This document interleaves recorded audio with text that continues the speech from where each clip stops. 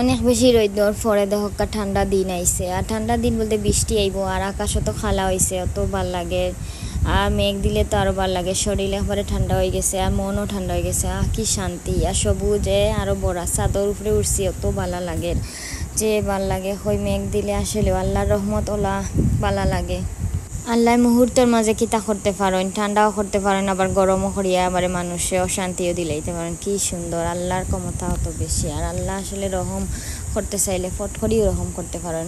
আল্লাহর রহমতের উপরে কোনো ত্রুটি নাই, শেষ নাই।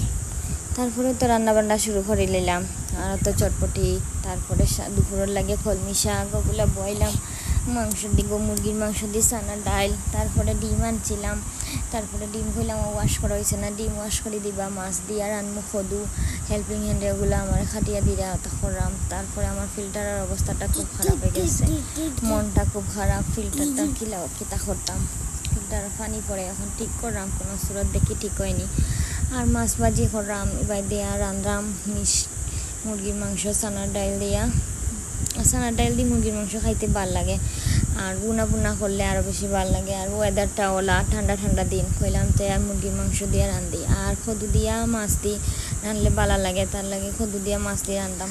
খদু সে, তারপরে কলমি শাক শেষ, চানার ডাল থোড়া রয়েছে, মাঝে শাক ভাজি বেগুন, ওগুলো দিয়ে আমি বইলাম খাওয়াত।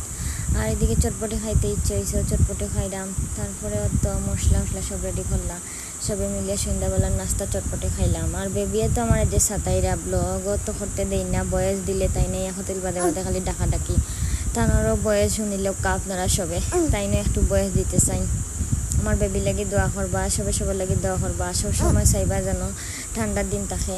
সব ভালো থাকবা। আল্লাহ হাফিজ।